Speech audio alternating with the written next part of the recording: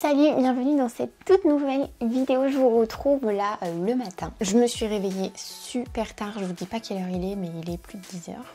Mais au moins j'ai bien dormi. Aujourd'hui, je vais vous partager tout ce que je mange sur une journée avec la petite particularité. Si vous avez vu mes précédentes vidéos, vous savez qu'on m'a diagnostiqué une sclérose en plaques et que du coup j'ai mis en place pas mal de changements au niveau alimentaire. Pas que, mais si ça vous intéresse, je vous invite à aller voir la précédente vidéo. Désormais, je mange sans gluten, sans produits laitiers. Donc je vais vous montrer du coup comment je fais pour quand même me faire plaisir malgré ce petit changement. Parce que j'ai trouvé plein d'alternatives qui me permettent de faire quasiment toutes les recettes que je me faisais avant. Des nouvelles aussi, mais qui sont très bonnes. Donc je vais vous montrer parce que c'est quelque chose que vous m'avez pas mal demandé, de vous partager des bonnes recettes sans gluten, sans produits laitiers. C'est parti. Ce matin il fait plutôt beau, donc c'est assez cool. Première étape de la journée, aller se faire un café.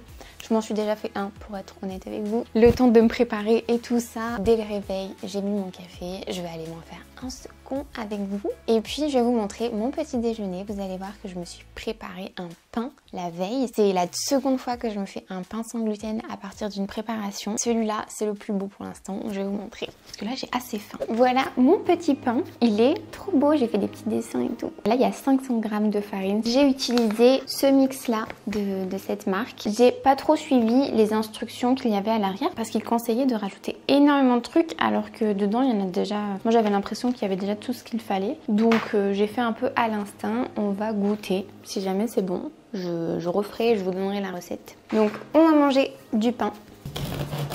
Il n'est pas très aéré, mais bon, ils sont bons.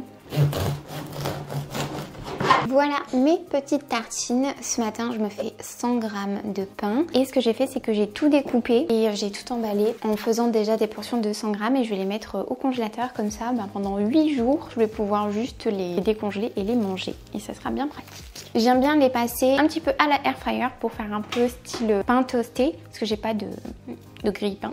Et ça marche très bien comme ça. Voilà. Maintenant, on va faire les œufs brouillés. Pour faire mes œufs brouillés, j'ai une recette un petit peu particulière, mais je vous assure que c'est très bon. Déjà, je mets 2 œufs entiers. Ensuite, je mets 50 ml de lait de soja nature. Moi, j'utilise celui-là. Il fait très bien l'affaire. Ensuite, c'est là que ça devient un peu particulier. C'est que je mets 10 g d'amandes en poudre dedans. Je trouve que ça apporte une texture hyper agréable et un bon goût.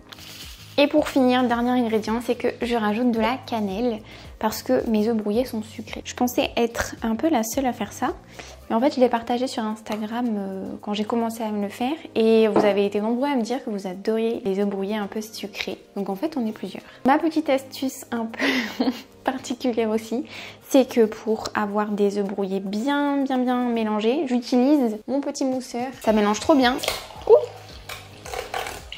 Ça va les faire un petit peu mousser du coup et ça va avoir une texture hyper aérée et c'est agréable. Voilà, une cuillère à café d'huile d'olive.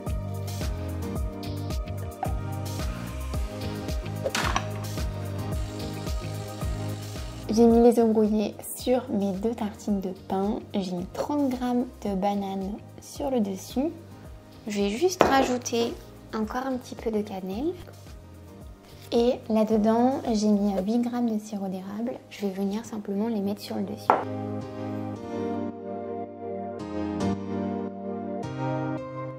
Voilà du coup mon petit déjeuner, mes tartines et bien sûr un coffee. On va goûter tout de suite ces petites tartines. Je sais que le dessus c'est bon, mais maintenant le pain, on va voir. Je vais essayer de goûter que le pain d'ailleurs. Bon, il est bon, il est très bon. C'est un peu le goût d'un pain un peu ancien. Comment on appelle ça? Les pains de campagne là? Je sais pas, mais franchement c'est bon. J'ai mis le sirop d'érable par-dessus et pas dans mes œufs avant qu'ils cuisent parce que j'ai remarqué en faisant les deux que quand on cuit le sirop d'érable, il perd un peu de son pouvoir sucrant alors que si on le met juste sur le dessus comme ça, ça sucre toute la tartine et c'est encore meilleur. Donc c'est pour ça que je fais comme ça. Avant de faire ces changements alimentaires, si vous me suiviez jusque là, vous saviez que je mangeais tout le temps des tartines salées le matin. Là j'ai changé pour du sucré pour l'instant parce que comme je vous l'ai expliqué, je fais attention à ma consommation de sel et du coup je me suis dit que ça serait plus simple de repasser sur un petit déjeuner sucré le matin pour économiser un petit peu et pouvoir par exemple me faire un bouillon de miso ou quoi le soir qui est bien salé. Donc voilà pourquoi je suis passée sur du sucré et franchement j'aime beaucoup. Les œufs c'est hyper rassasiant donc ça paraît peu comme ça mais ça me cale direct pour toute la matinée. Je finis mon petit déjeuner et puis ensuite je vais aller travailler parce qu'aujourd'hui je n'ai pas de séance, c'est un jour de repos donc je vais en profiter pour avancer sur pas mal de petites choses que je vous prépare. En tout cas je suis très contente de ce test de pain qui est vraiment validé. Si jamais ça vous intéresse que je vous partage la recette, je pourrais vous en faire un reel et vous montrer comment je fais du coup à partir de ce mix là que j'ai acheté en ligne mais il est aussi dans les magasins bio. Donc si jamais ça vous intéresse n'hésitez pas à me dire et je vous ferai ça sur Instagram. C'est l'heure de votre petit cadeau parce qu'on a passé les 30 000 abonnés sur la chaîne et ça me fait trop chaud au cœur. J'avais prévu de vous faire un cadeau pour les 30 000 abonnés comme ce que je vous avais fait pour les 10 000 avec le guide des équivalences alimentaires. Sauf que pour les 30 000 c'était pas censé arriver tout de suite. Heureusement j'avais déjà commencé à travailler dessus et là cette semaine je m'y suis mise à fond pour vous le préparer et vous le sortir aujourd'hui. Je vous ai concocté un petit programme fessier gratuit qui s'appelle Booty Active. Avant de vous le présenter, il faut que je vous recontextualise un petit peu pourquoi et comment j'en suis venue à faire ce programme. Les personnes qui me suivent depuis le début le savent, mais durant mes premières années de musculation, j'ai énormément progressé au niveau du haut du corps, autant en termes de résultats physiques qu'en termes de performance. J'ai rapidement pris des épaules, du dos. Je faisais du développé couché en série de 50 kg, des tractions, des dips lestés, sauf qu'en parallèle, mon bas du corps, et du coup particulièrement mes fessiers, ont très peu progressé alors qu'à la base c'était mon objectif principal et que je les entraînais de la même manière que mon haut du corps, mais j'avais pas de résultat. J'ai longtemps cherché la cause, essayé de comprendre pourquoi en fait ça fonctionnait pas sur le bas du corps et particulièrement sur les fessiers, et j'en suis arrivée au constat que mes fessiers étaient complètement inactifs. C'est quelque chose qui touche énormément de personnes parce que on est très nombreux à passer énormément de temps assis, que ce soit au travail ou à la maison, et à force ça a pour effet de rendre nos fessiers complètement amnésiques. Quand j'ai compris ça, j'ai mis en place un programme pour réveiller mes fessiers et faire en sorte qu'ils fonctionnent en fait correctement lors de mes entraînements pour que enfin je puisse avoir des résultats. Je l'ai mis en place et ça a été tellement efficace qu'il m'a suffi d'une semaine, 7 jours pour ensuite commencer à avoir des résultats aux entraînements. Et à partir de là, j'ai commencé à développer mes fessiers. C'est justement ce programme-là que j'ai décidé de vous partager et que j'ai nommé Booty Active. Parce que pour moi, ça a vraiment été une révélation, ça m'a énormément aidé, ça a comme débloqué un truc qui coinçait pour moi et je pense que ça pourrait énormément vous aider également. Si jamais ça vous intéresse et que vous souhaitez le télécharger gratuitement, vous trouverez en description le lien pour le télécharger. J'espère en tout cas que ça vous fait plaisir. N'hésitez pas à me faire un petit retour en commentaire et j'ai hâte d'avoir vos premiers retours. Il est 13h30, là je vais aller récupérer un petit colis avant de manger. C'est un colis de Vinted parce que je me suis commandé pas mal de livres. Dans la précédente vidéo, je vous ai dit que j'adorais en ce moment lire. Je me suis dit que c'était pas mal de prendre des livres d'occasion sur Vinted. J'en ai trouvé plein. Donc je vais le récupérer, là c'est dans un point relais. Et ensuite, on fera le repas de ce midi. Je pense que je vais faire un truc assez rapide et simple, mais de toute façon je vous montre.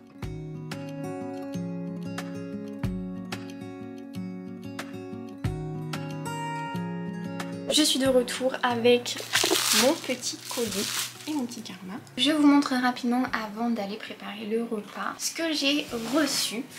Moi qui voulais avoir de la lecture, je suis comblée.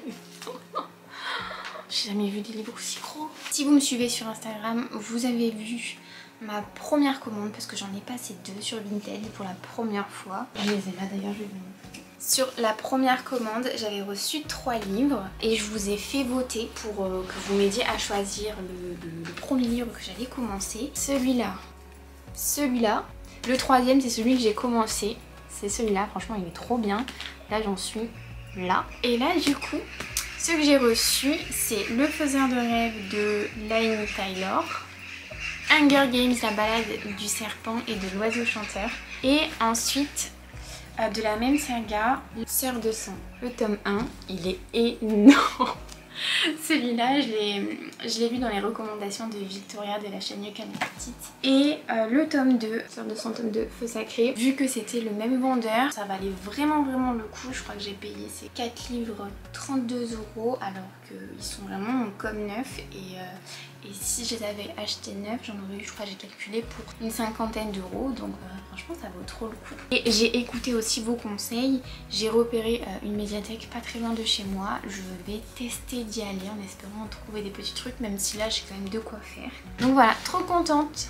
D'ailleurs, ça m'a fait énormément plaisir de voir à quel point vous aussi vous étiez fan de lecture. Même si moi je suis un peu toute nouvelle, ça fait 15 jours que j'ai commencé. Je suis trop contente de pouvoir partager ça avec vous. Vous m'avez donné énormément de recommandations, tous vos coups de cœur et tout. Je me suis fait une liste longue comme ça. Je suis contente de pouvoir partager ça avec vous. Et voilà, à votre avis, combien de temps je vais mettre pour lire tout ça?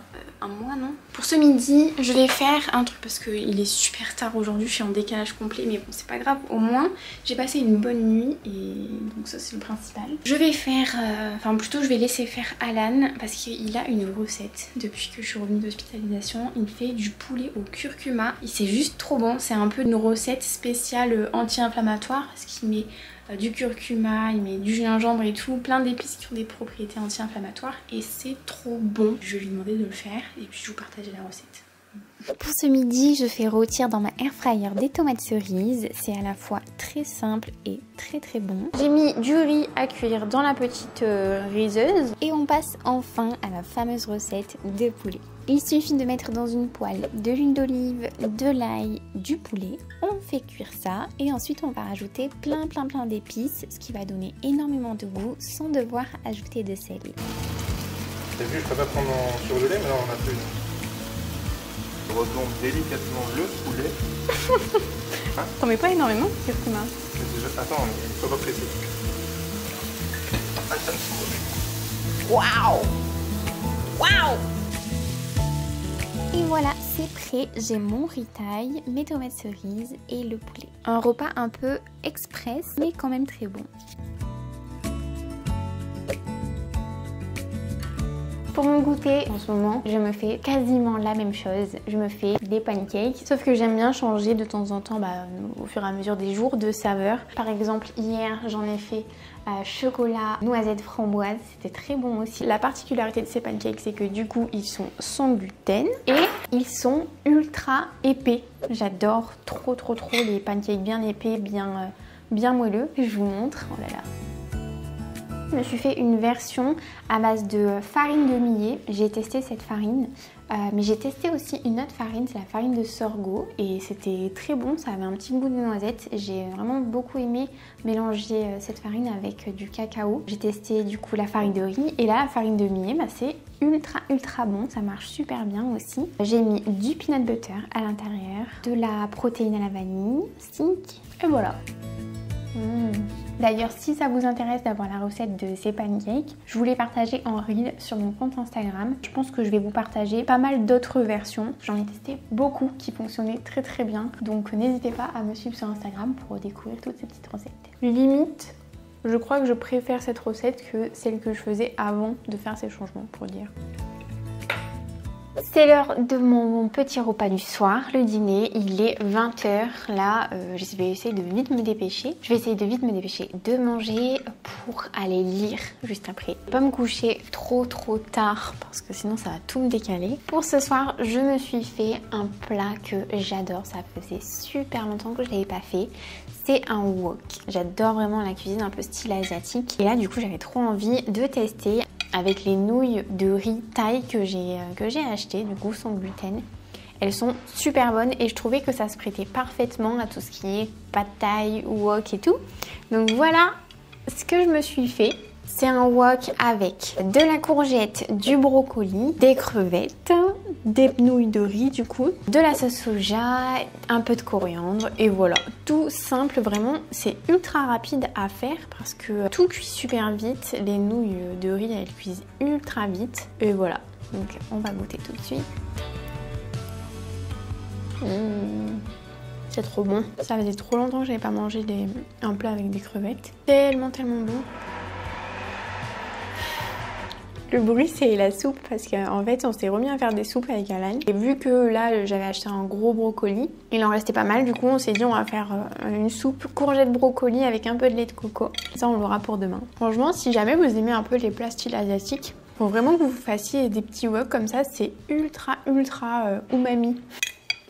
Je vous retrouve le lendemain. J'espère vraiment que ça vous a plu de suivre cette journée avec moi. Je pense que je vais essayer de vous partager plus régulièrement des journées dans mon assiette parce que je sais que vous aimez, ça vous donne des petites idées de recettes et tout ça. Je vous mets le total des macros d'une journée que je suis actuellement en sachant que je pense augmenter dans les semaines, dans les mois à venir parce que je sens que j'en ai besoin pour retrouver un peu plus d'énergie à l'entraînement. Mais de toute façon, vous saurez tout. N'hésitez pas à vous abonner pour suivre tout ça et moi je vous retrouve la semaine prochaine pour une toute nouvelle vidéo. Salut!